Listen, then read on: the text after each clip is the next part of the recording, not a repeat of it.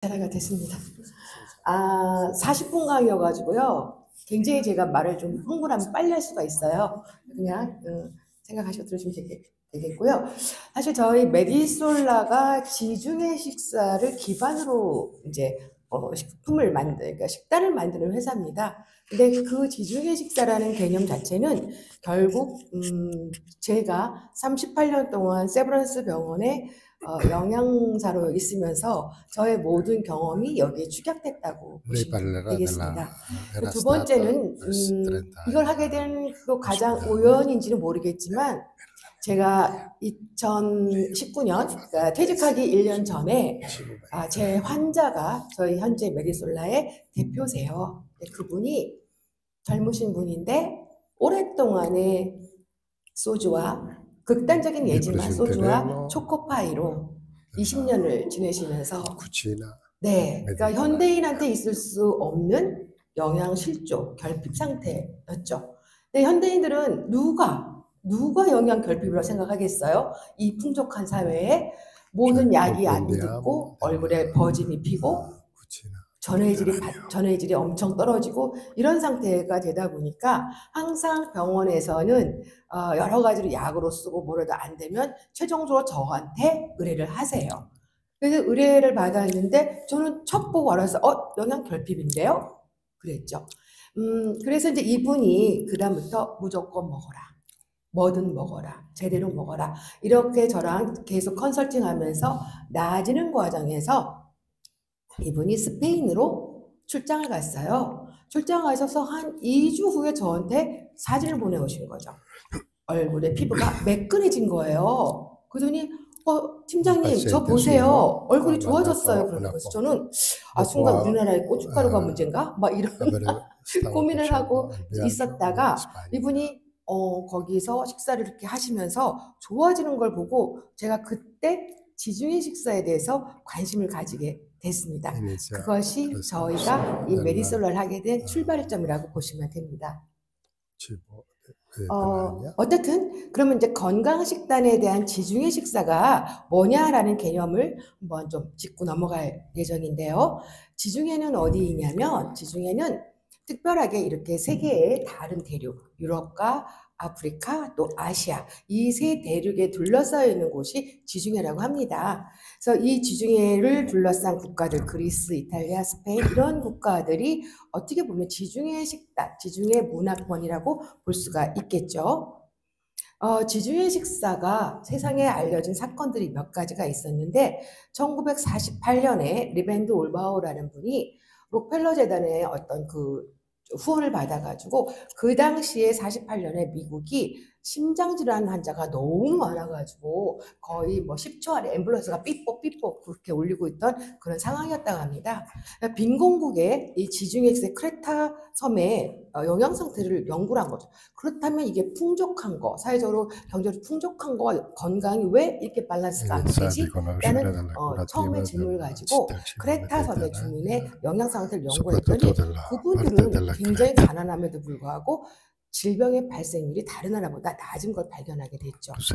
이게 뭐야? 그렇게 됐고 그 후에 50년에 미국의 미네소타 대학교의 앤슬키스 그분도 이탈리아를 연구를 해보니까 오랜 식습관과 심장질환 발병률의 상관관계가 결국은 오히려 이탈리아 지역에 잘 먹고 잘하는 상류층보다는 중류층 이하에서 심장병 발병률이 유난히 낮은 것을 발견하게 됐습니다. 그래서 결국은 이 전통적인 지중해 식사가 심장질환을 예방하는구나라는 것을 보고하게 됐고 그 이후도 계속 연구가 돼서 굉장히 많이 연구가 됐습니다. 그래서 2010년도에 세계보건기구에서는 건강하고 지속 가능한 식생활 문화로서 이 지중해 식사 또 지중해 라이프를 이제 무형문화재로 지정했죠.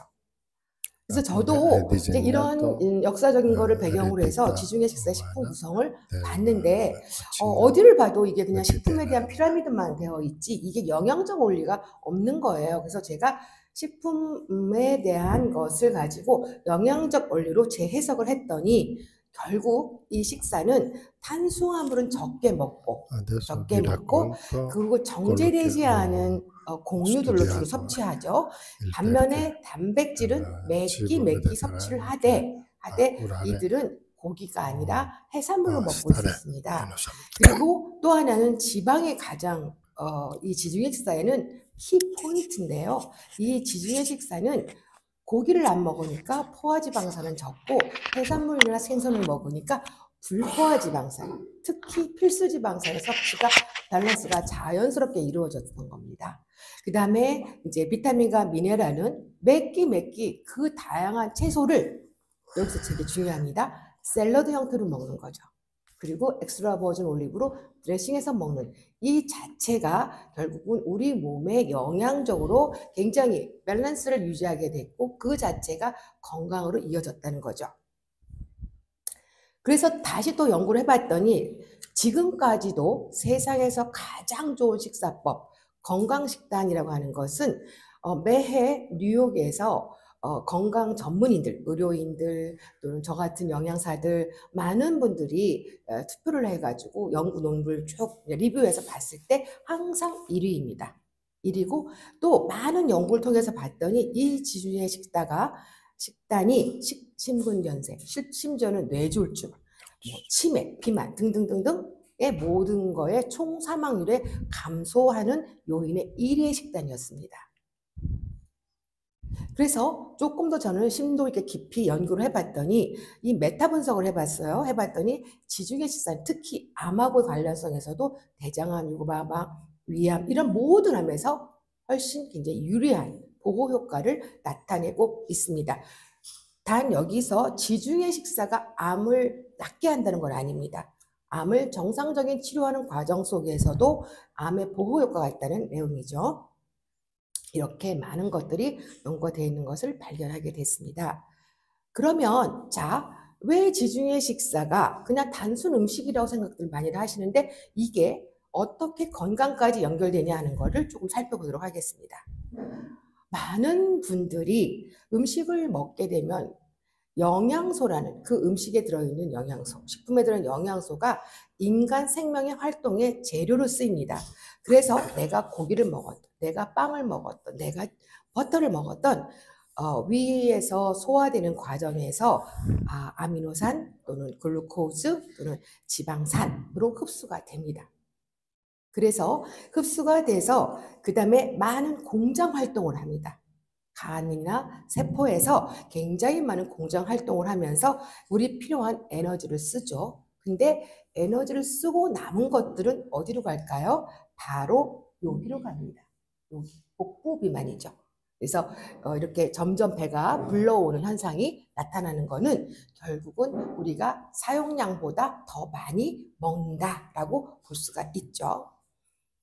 사람한테 필요한 영양소는 이 정도입니다. 그래서 뭐 파이토케미칼이니 뭐니 여러 가지 얘기하지만 저는 38년 동안 많은 환자들이 누워있는 환자들의 그 영양소만 공급해서도 요 정도 선에서 다 해결이 됩니다. 근데 특히 중요한 거 제가 빨간 걸로 블럭해 놓은 거죠. 우리가 지방과 또는 단백질을 그냥 에너지원이야라고 생각하지만 그렇지 않습니다. 이 단백질과 지방은 특히 이러한 아미노산들은 신체의 조직 성분과 세포막의 면역 세포의 재료입니다. 그러면 부족하게 되면 이게 문제가 생기는 거죠. 그럼 제가 다시 앞으로 갔을 때 우리 대표님 같은 경우가 그런 경우죠. 이분은 칼로리를 먹었어요. 그런데 단백질과 지방의 섭취가 부족했던 거죠. 그래서 이분이 근육이 하나도 없었습니다. 그러면 이두박근, 삼두박근의 근육이 아니라 우리 뼈에서 근육을 지지하는 이 근육 자체가 없어서요. 뼈가 막 돌아갔습니다. 그런 정도로 이분이 단백질 섭취도 지속적으로 문제가 됐던 거였죠. 그래서 많은 분들이 여기에 있는 비타민과 무기질에 많이 신경을 쓰십니다만 저는 이렇게 설명을 합니다. 에너지 영양소, 즉 자동차를 비교하면 에너지 영양소는 연료예요. 휘발유든 뭐든 연료예요. 연료가 안 채워진 상태에서 윤활유를 쓰면 아무 의미가 없다라고 보시면 됩니다. 근데 지중해 식사는 정말로 글쎄요. 그 전통적으로 그게 잘 조화롭게 된 식사였던 거죠. 그래서 우리가 영양 상태랑 건강에서 어떤 문제가 있냐? 자, 우리 몸에 적정한 영양소들, 아까 말한 단백질, 지방 이런 것들이 적정하게 새 있는 게 가장 적정 영양 상태인데 이게 부족하거나 또는 과잉이 되면 문제가 생기는 겁니다. 부족한 나라는 어디죠? 아프리카의 아이들 보시면 아십니다. 배가 뿔룩해 있고 이런 아이들 손발이 가늘고 이런 게 영양 부족 상태고 뭐 염증 질환이 나오거나 또 골다공증이 다 영양 부족 상태를 보시면 되고요. 과잉 상태가 현대인이죠. 여기는 이제 다 오죠. 비만, 대사증후군, 당뇨, 고혈압 모든 것들이 과잉의 상태로 보시면 됩니다. 그럼 이걸 해결하려면 어떻게 합니까? 과잉을 빼셔야 돼요. 근데 자꾸만 과잉에 더 하려고 하세요. 그래서 제가 항상 과잉은 빼셔야 됩니다라고 설득하고 있습니다. 한국인의 이제 영양 섭취, 그럼 얼마큼 먹으면 돼? 라고들 이제 저한테 질문하시죠. 먹어야 될 기준이 있습니다. 근데 이렇게 숫자로 되어 있으니까 어려운 거죠. 그렇죠? 저희는 이 숫자에 맞추려고 노력하고 있습니다. 또 하나는 더더욱 센세이션한 것.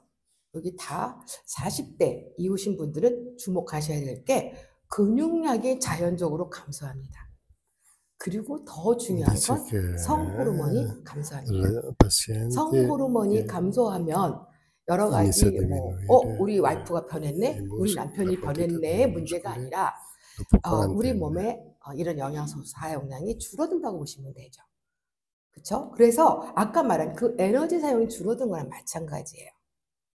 자, 이렇게 나이살이 지는 거죠. 나이살이 지는데 이 나이살이 문제가 되는 게 딴 데로 가면 땡큐인데 이게 다 배 안으로 간다는 거죠. 그래서 신진대사가 느려진다. 그래서 성장 호르몬 분비가 저하된다. 성호르몬이 감소한다. 호르몬도 지방으로 만들어지기 때문에 감소한다, 줄어든다는 건 필요량이 줄어든다는 의미입니다. 자, 하루에 내가 100칼로리만 더 먹으면 100칼로리 양 보십시오. 흔히들 쉽게 먹는 바나나 한 개가 100칼로리입니다. 밥은 쉽게 말하면 3분의 1공기가 100칼로리죠. 네, 이걸 더 먹으면 1년 동안 결국 우리가 36,500칼로리를 더 먹은 결과이고 이게 결국 체중에서 3, 4kg의 체중을 1년에 조용히 찌게 합니다. 조용히.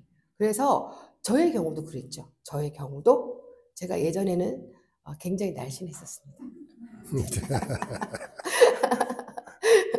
중년기 이후에 건강 및 영양 문제를 요약하면 이렇습니다. 비만이 생긴다, 대사성 증후군이 생긴다, 암이 걸린다, 또는 뼈와 근육에 문제가 생긴다, 뇌 건강에 문제가 있다, 갱년기 건강에 문제가 있다.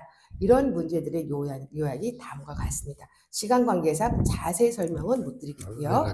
근데 저는요, 38년 동안 이렇게 뭐 열심히 강의를 하고 뭐 이렇게 하세요, 저렇게 하세요 하면 끄덕끄덕 하다가 제일 마지막에 저를 맥을 탁 빠뜨리게 하는 게 그러면 인삼 먹어도 돼요? 뭐 먹어도 돼요? 오 마이 갓. 그래서 제가 건강식품 꼭 먹어야 되냐는 거를 지금 한 장으로 표시합니다. 과학적인 거예요. 이거는 서울대학교 윤준영 교수님 연구했어요. 우리나라에 발표된 2000여 편의 그 논문과 제조업체에서 받은 자료를 다 검토해서 그래, 건강식품 필요한 거야! 라고 해봤더니 확실하게 과학적 근거가 있는 건 A, 권장할 만한 근거가 있는 건 B 했었을 때 결론은 실제 조사 결과의 35%만에 A나 B의 등급을 받았고 A와 B의 등급 받은 건 고혈압에는 칼륨, 고지혈증엔 식이섬유, 변비의 식이섬유 이런 정도였습니다. 나머지 흔히 막 활력 증강, 노화 방지 아닙니다. 그냥 돈 드는 겁니다. 그래서 많은 분이 당뇨 걸렸을 때 여주 먹어도 돼요. 뭐 여주 먹으면 더 비싸요. 약이 쌉니다. 훨씬 효과가 또 있습니다. 대신에 덜 먹으셔야 되는 거죠. 그 개념을 안 하시고 더 먹으시는 게 더 문제다 이렇게 보시면 되죠. 자, 이거는 조금 어려웠지만 간단해. 그러면 네가 영양치료한 거 정말 효과 있었어? 라고 물으시는 부분이죠. 이거는 케톤식입니다. 케톤식이 뭐냐면 흔히 말하는 젊은이들이 말하는 뭐 케토제닉 다이어트 이게 아니라 소화내전증 아이들한테 수술도 안 돼, 약도 안 돼. 이런 아이들한테 이렇게 2대4, 그러니까 1대4 팻을 많이 먹이면 이 아이들이 2주 만에 엄마 눈을 맞춥니다. 그래서 이 식사의 기적을 보고 사실 미국에서는 그 찰리라는 분이 케톤 식사를 재단을 만드셨어요. 이것만 연구하시는 분들이 있으십니다.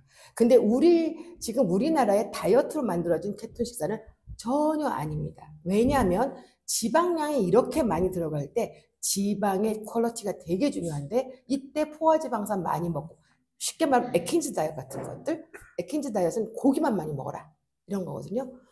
정말 죄송하게도 그분은 돌아가셨습니다. 심장마비로. 그래서 지방의 질이 굉장히 중요하고 지중해 식사는 저는 솔직히 말씀드리면 지방이라고 봅니다. 자, 욕창 환자입니다. 이분들 오랫동안 누워 있으시면 이렇게 살이 트어집니다. 그럴 때 여기에 많은 분들 의사들은 항생제만 합니다. 드레싱만 합니다. 점점 트어집니다. 근데 이 상처를 회복하기 위해서는 영양소가 필요한 거죠. 재료들이니까. 그래서 저희가 고단백으로 이렇게 했더니 환자분들이 이렇게 나왔습니다. 곤충식 넘어갈게요. 그러면 곤충식은 제가 너무 할 말이 많아서 나중에 말씀드릴게요. 한식은요, 그럼 건강식이냐? 하는 분들이 이제 저는 사실 이거 한식 얘기 나오면 거의 맞아 죽을 지경에 이르렀습니다. 네. 그래서 한식은 건강식일까? 이렇게 차려놓은 한식이 건강식일까? 저는 예전에 한식의 세계화 때문에 순천에 있는 대원 식당에를 우리 그 외국 분들 모시고 갔다 깜짝 놀랐어요. 이분이 너무 호들갑시고 놀라면서 이걸 다 먹는 거냐? 한국 사람들 이렇게 뚱뚱하냐? 와우 막 이런 통에 제가 너무 놀랬고 두 번째는 쌀 중심의 짠 맛이기 때문에 탄수화물을 많이 먹기 위한 반찬 구성이에요. 이 자체가. 그리고 또 김치나 된장, 젓갈류들을 많이 섭취하면 섭취할수록 우리나라의 고혈압 환자가 많은 이유 중에 하나가 이겁니다. 그런데 또 하나 문제는 노동 집약적인 거죠. 노동 집약. 이걸 다 누가 만듭니까? 라고 물었을 때 드릴 말씀이 없었어요. 레시피 전승도 전혀 안 됩니다. 자, 그냥 레시피가 뭐 조금 넣고 한 소끔 넣고 막 이런 용도가 되다 보니 이게 뭔지 모르죠. 그리고 더더욱 문제는 이걸 먹고 남은 거 음식 쓰레기가 너무 짜서요. 이게 나무도 비료로 못 써요. 그런 문제가 있었습니다. 워낙 전통 한식은 사실은 건강식이었어요. 그래서 우리나라의 영조대왕이 전통 한식으로서 가장 오랫동안 장수를 누린 분이십니다. 착한 한식은 바로 이런 거죠. 그래서 전통 한식, 제철의 다양한 식재료, 발효 음식에서도 장류나 김치나 매실청을 약간 이용하는 것, 또 영양적인 어떤 밸런스, 다양한 찬으로 또 건강한 조리법에서 튀김법을 안 하는 것들. 그런데 이게 점점 나쁜 한식으로 나트륨 섭취, 탄수화물 섭취, 일인양 섭취하려 안 돼, 양질의 단백질을 절대 못 먹어, 칼슘 섭취 제한 이런 것들이 문제가 됩니다. 그러는 와중에 우리나라가 노인의 인구가 너무 증가하기 시작한 거죠. 그래서 이분들이 이렇게 우리나라가 이제는 5천만 국민 중에 1,250만 명이 노인이 되고 있습니다. 그런데 이분들이 가장 지금 괴로워하는 게 바로 식사입니다. 식사이고 이제는 저도 저희 남편 밥 해주기 싫습니다. 근데 우리 남편은 한상 차림을 하라고 합니다. 그래서 제가 요즘에 이제 이 영양소 개념으로 식사 차리고 주고 있죠. 어떻든 그런 문제가 있는데 특히 우리나라 문제는 3명 중에 1명이 영양 섭취 부족이라는 사실입니다. 특히 단백질과 칼슘. 그럼 어떤 문제가 생기냐? 골다공증, 그렇죠? 면역력 문제, 뭐 등등등의 문제가 생길 수가 있다는 거죠. 그런데 예전에는 우리 식사의 중심에는 엄마의 밥이 있었습니다. 현실은 없습니다. 지금은 여성이 그 경제활동이 너무 이제 참가가 증가하면 할수록 가정에서 외식과 간편식이 또 변화가 됐고 외식의 증가가 엄청 시작됐죠. 그러면서 엄마 밥이 없어진 거예요. 오죽하면 이런 노래가 나왔어요. 야근을 밥 먹든 아침을 안 먹든 하면 소화제를 달고 산 더부룩한 날. 약간의 조증, 폐쇄, 공포증이 혼잡한 날든지 냉장고에 인스턴트 음식. 그 노래예요. 사실은. 네, 이렇게 엄마 밥이 없어지는 현상입니다. 그러면서 외식은 또 점점 커지고 있습니다. 그래서 양이 완전히 3배, 4배로 늘어났어요. 저는 사실 미국 가서 깜짝 놀랐어요. 콜라를 먹었는데 콜라가 우물이더라고요. 커피도 우물이어가지고 나 모르고 마셨다가 한 3일 잠 못 잤어요. 양이 점점 늘어나는 거죠. 그렇다고 사람이 커지는 거 아니고 이렇게 밸런스가 안 맞을 때는 요 배만 늘어나는 거죠. 근데 영양으로 성공한 나라가 하나 있어요. 어떤 나라냐면 네덜란드입니다. 네덜란드는 되게 작았었대요, 예전에. 그래서 모든 전쟁이 졌대요. 근데 이 나라가 낙농업이 들어오면서 지금은 남자 키가 194, 여자 키가 184예요. 평균으로. 네. 그래서 이 나라가 네덜란드는 영양에 대한 자부심이 엄청 커요. 과한 요리나 초가공식품들이 칼로리 섭취를 당연히 증가시키죠. 그래서 예전에는 양념이 약념이었어요. 조금씩 넣어서. 근데 지금은 우리나라 양념 다 없어지고 뭐만 있냐? 설탕과 짠 거밖에 없습니다. 그렇기 때문에 여기서 결국 칼로리를 아까 말한 100칼로리를 먹으면 1년에 4, 5kg 찌는데 나도 모르게 100칼로리를 더 먹는 꼴이 되는 거죠. 과한 요리들. 그래서 제가 예전에 명의에 출연했을 때 그때 많은 분들은 요리의 강박을 없애라. 한식의 요리처럼 한상 차림 없애라. 그리고 사모님들한테 음식 쫙 차려내지 말아가라. 세 개면 충분하다. 뭐 제가 이렇게 교육을 시켜드렸거든요. 그래서 어떻든 이런 것들 때문에 비만이 같이 가중되고 있는 것이 현실입니다. 그래서 이게 대사증후군과 비만이 증가하는 게 그대로 나타나는 거죠. 결국 많이 먹어서 비만이 돼서 비만이 대사증후로 이어지는 건강으로 연결고리가 이렇게 이어지고 있죠. 우리나라 같은 경우 4명 중에 1명이 지금 대사증후군 심각성이 있습니다. 비만은 여러 질병의 원인이 되죠. 그래서 비만은 무조건 병원에 가시면 아마 처음에 살 빼세요 부터 시작하실 겁니다. 심지어 코골이도 살 빼야 돼요. 코골이도. 네, 그 정도로 이 비만은 성인병을 갖고 있는 시한폭탄이라고 보시면 됩니다. 특히 복부 비만이 문제입니다. 아까 제가 말씀드렸죠. 40대 이후에 살찌는 건 다 복부로 간다. 그래서 여러분들 한번 허리를 재보시고 남성은 82.9cm, 여성은 78cm. 이 정도가 이거는 평균. 보통 남자는 90cm, 여성은 85cm 미만이셔야 돼요. 흡하고 재시면 안 되고 가만히 서서 이렇게 배가 허리가 어딘지 모르시겠다면 중간에 해서 한번 그래서 이제 한국형의 지중해 식사의 탄생을 다시 한번 설명드리면 고민을 하다가 그럼 지중해 식사를 어떻게 우리가 한국형으로 가지고 올 거냐라는 그 고민을 하다가 저희가 또 연구를 했더니 우리나라의 사망률을 낮추는 탄수화물, 단백질, 지방의 섭취 비율을 알아냈습니다. 탄수화물은 50에서 60%, 지방은 20에서 30% 내외에서의 사망률이 낮은 것을 보여줬습니다. 자, 보십시오. 실제 섭취 기준이 우리나라는 탄수화물 63.2%, 단백질 14.6%, 지방 이렇게 적습니다. 그런데 50대에서 60대 여성은 더 많죠. 70%. 왜 먹을까요? 밥은 안 먹는다고 하세요. 이분들. 뭐로 많이 먹을까요? 빵, 케이크. 더 무서운 게 뭐냐면 과일이에요. 네, 과일이 손이 노랗도록 맛있네요. 손이 노랗도록 드세요. 근데 과일은 50 무조건 먹으면 100칼로리예요. 조금 한 2개 먹으면. 사과는 3분의 2 먹으면 100칼로리예요. 그러니까 저는 얼마나 벌벌벌 떨고 먹는지 모르겠어요. 아침에 한 번 먹습니다. 많이 먹고 싶어도 못 먹습니다. 근데 지중해 식사는 원지중해 식사는 이렇게 40대, 20대, 40 정도 지방이 훨씬 많습니다. 여기 지방은 나쁜 지방 아닙니다. 좋은 지방이라는 거죠. 그럼 이걸 보시면 한국형의 지중해 식단에 영향을 올리기 위해서 저희가 의료진과 같이 더불어서 원리를 수립을 해서 이렇게 섭취 칼로리 좀 낮추고 탄수화물, 단백질, 지방을 지중해까지는 못 가지만 5대 2대 3으로 만들자 이렇게 되고 단백질을 되게 중요시했는데 특히 필수 아미노산이 풍부한 어육류를 반드시 섭취하되 그 중에서 빨간 고기보다는 생선과 해물을 하자. 그렇다고 빨간 고기 못 먹으면 먹지 말라는 건 아니에요. 한 일주일에 300g 정도면 땡큐입니다. 근데 한 번에 먹으시죠? 다들? 네. 그래서 이런 것들, 그리고 섬유소가 더 중요하다라는 거. 그래서 한국화에 최적화된 이런 거에 대한 요약이 바로 요거입니다. 정말 제가 아까 계속 강조하고 또 강조했죠? 바로 우리가 불포화 지방산이 중요하다. 필수 지방산이 중요하다 했던 그 필수 지방산이 두 개가 있습니다. 얘는 우리 몸에서 안 만들어지고 반드시 음식을 먹어야 돼요. 그게 오메가3와 오메가6 두 가지인데요. 저는 제가 38년 동안 너무 환자들 죄송한 게 오메가3와 오메가6가 동등한 줄 알았어요.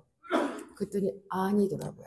뭐냐면 오메가3는 우리 뇌는요, 특히 뇌는 60%가 지방으로 만들어져 있어요. 60%. 그래서 왜 해변가의 아이들이 머리가 좋다고 하는 내용이 바로 그런 겁니다. 그런데 오메가3와 오메가6가 세포막을 리팅을 해요. 각각 돌아가면서 이렇게 짜줘요. 막을 형성해 주죠. 그런데 오메가6와 오메가3 1대1이 최적이에요. 문제는 우리가 오메가6를 더 많이 먹어요. 식물성 기름은 다예요. 오메가6. 훨씬 쉬워요. 그래서 우리 여러분들 뭐 야구 경기나 뭐 치맥하자 뭐 하자 그러면 아주 쉽게 먹죠. 오메가6. 그래서 우리나라는 1대 15까지 가요. 그래서 일본은 1대 4로 제한하라. 또는 캐나다는 1대 6으로 제한하라. 이렇게 얘기를 합니다. 근데 우리나라 같은 경우는 아직 그 기준이 없어요. 그러다 보니까 훨씬 더 오메가6에 있는 식물성 기름, 콩, 기름 등 모든 게 오메가6입니다. 훨씬 많이 먹어요. 근데 오메가3는 몇 가지밖에 없습니다. 아까 말씀드렸지만 생선, 특히 등푸른 생선. 뭐가 있을까요? 고등어, 삼치, 연어, 그쵸? 오늘 여러분들 오신 여러분들은 또 하나 얻어가세요. 이면수. 저희가 조사했더니 이면수가 엄청 높아요. 그래서 제가 깜놀한 거죠. 이런 귀한 생선이. 그런 것들과 더불어 식물성에서는 뭐가 좋냐? 여러분들도 꼭 적으세요. 들기름 들깨. 그리고 견과류에서 다른 건 다 오메가6입니다. 오메가3 많은 건 호두밖에 없어요. 깜놀이시죠? 네. 그래서 그런 것들을 더 드셔야 돼요. 그래서 우리 메뉴, 우리 음식에도 이걸 더 넣기 위한 노력을 엄청 하고 있어요. 그러면 그래서 식사를 저희가 만들었어요. 아까 말한 5대2 대 3, 오메가3, 오메가6 비율 맞춰, 단백질량 맞춰, 다 맞춰서 만들어서 과연 이게 건강에 도움이 될까? 하고 해서 의료진, 세브란스 병원에 있는 의료진과 같이 이 연구를 시작했습니다. 그래서 정말 중요했던 걸 하나 발견한 게 유방암 환자들. 유방암 환자들은요, 이미 유전자의 변형이 일어난 환자들이고, 유전자의 변형이 어떤 문제를 일으키냐? 비만을 가져올 수밖에 없는, 그래서 또 재발을 할 수밖에 없는 그런 유전자 변형이 있었던 환자들한테서도 이분들은요, 폭식을 하게 만들어요. 이 자체가, 유전자가. 그런데 그렇게 유전자 변형이 있는 분들한테도 저희 식사를 지속적으로 드시게 하셨을 때 전혀 비만이 안 됐다는 거죠. 그래서 저희가 와우 그랬고, 이상 지지혈증 환자들한테도 이 섭취를 했었을 때 그렇게 안 빠지던 살이 빠지기 시작했고요. 당뇨 환자들 같은 경우에도 저희가 이렇게 그러니까 혈당이 떨어지는, 공복 혈당이 떨어지는 이런 걸 발견하게 됐었습니다. 메디솔라 임상 연결 결과 환자들 반응은 이랬습니다. 배가 쏙 들어갔어요. 운동이 5kg 넘게 했어요. 포만감 오래 가네요. 이런 얘기들을 저희가 들을 수가 있었고, 과학적으로도 실제로 이러한 지중해 식단 그룹이 훨씬 더 면역이라든지 이런 것들이 증가하는 것을 볼 수가 있었습니다. 과학적인 거죠. 이거는 고백하자면 저희 남편입니다. 저희 남편 30년 당뇨. 제 말 안 듣습니다. 전문가인 제 말 안 듣고 어떻게든 멋대로 먹으려고 노력한 사람이어서 30년 동안 당뇨였는데, 이렇게 저희가 우리 제품을 먹고 또 일반을 먹어봐라 하는데, 더 중요한 건 이렇게 요즘 혈당 자동 측정기가 생겨 있습니다. 그걸 측정해 봤더니 이렇게 보시면 밑에 여기가 저희 메디솔라 제품을 먹었을 때는 함량이 일정하니까 이렇게 혈당이 잘 유지가 되고 있었는데, 다른 일반 음식을 먹으면 널을 띄죠. 이게 380까지 340까지 올라가는 식사인데, 이게 비빔 메밀국수와 녹두전 먹은 날입니다. 그랬더니 우리 남편이 야, 메밀이 당뇨 좋다는데 이게 웬일이냐 그러시는 거죠. 그런 양의 문제인 거죠. 그리고 거기에 비빔장의 설탕이 문제였던 거죠. 그래서 메디솔라는 이렇게 최적의 영양 솔루션을 담았습니다. 그래서 아까도 말씀드렸지만 우리가 연구를 통해서 우리만의 기준, 즉 5대 2대 3. 근데 이거를 많은 분들이 요즘에 따라하세요. 네, 따라하시고. 그리고 저희는 400칼로리로 정량 설계가 되어 있습니다. 왜 되어 있냐? 아까도 말씀 저희는 40대 이후의 여성을 맨 처음 타겟으로 했었습니다. 근데 더 좋은 건 400칼로리로 잘 만들어 놔서 남성분들은 여기에 100칼로리만 더 추가하시면 500칼로리 됩니다. 이렇게 하고 이거를 원 플레이트 하나로 만들었습니다. 왜냐하면 이것저것 이렇게 다른 그릇에 담아놓으면 환자분들이 먹고 싶은 것만 제가 입이 자꾸 환자랑 입이 달려가지고 제가 파마 환자라고도 그래요. 그래서 이게 이것저것 먹지 않고 완전히 다 조화롭게 다 드실 수 있도록 만들었습니다. 그래서 이러한 저희의 히스토리가 있고 여기까지 저의 이제 강의를 마치도록 하겠습니다. 감사합니다.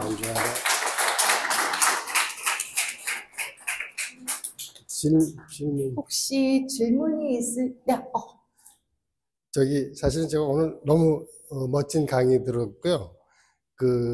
제 딸도 이번에 이제 이태리에서 네. 그 논문을 썼어요. 네. 이 누트리시온에. 네.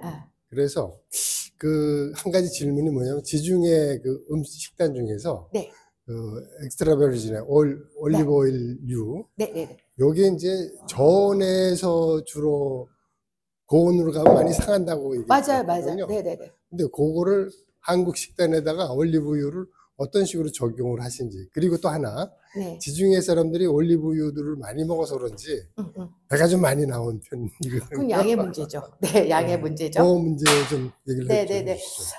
저희도 사실은 이제 이 지중해 식사에서의 전체적인 영양 원리를 이제 저희가 바탕으로 한 거고, 그러면 엑스트라 버진 오일이 어떤 작용을 하느냐라는 저희도 좀 퀘스천을 갖고 있습니다만, 엑스트라 버진 오일은요, 오메가 9이고 우리 몸에서 합성됩니다. 그래서 꼭 절대 필요하진 않아요. 그런데 얘가 왜 필요하냐면 이 지중해 분들이 채소들 많이 먹잖아요.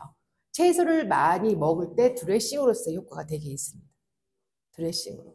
그래서 그리고 이제 이 엑스트라 버진 올리브는 튀기면 안 돼요. 그러니까 자연스럽게 튀기지 않고 이렇게 샐러드를 통해서 기름 섭취에 도구로 이용이 된 거고요. 당연히 아무리 좋은 것도 많이 먹으면 다 배가 나오게 되어 있습니다. 그건 양의 문제예요. 그래서 여러분들이 영양이라는 걸 고려하실 때는 항상 내 몸 기준으로 보셔야 돼요. 내가 나이가 어떠냐, 성별은 어떠냐, 내가 어떤 질환이 있느냐, 이거에 따라서 영양소의 조합과 양과 또 지속성, 이 세 가지가 크게 작용한다고 보시면 되겠습니다. 그래서 엑스트라 버진 오일은 어떻든 지중해 식사에서는 꽃이고요. 이 식사를 이걸 통해서 비타민과 미네랄을 잘 먹을 수 있는 역할을 하고 있다고 보시면 돼요. 그래서 우리나라 같은 경우는 채소를 익혀서 먹잖아요. 익혀서 먹고 참기름에다 무쳐 먹잖아요. 그러니까 그 효과가 좀 반으로 줄어드는 거고, 앞으로 우리나라가 지중해 식사를 조금 더 도입을 한다고 했었을 때는 저는 채소는 가급적이면 생으로 먹고 만약에 익혀서 무칠 때는 들기름으로 무쳐라 라고 말씀을 드리고 싶습니다. Ringraziamo la professoressa Kim che oggi ha tenuto una lecture molto importante per la nostra vita e ringraziamo con un grande applauso.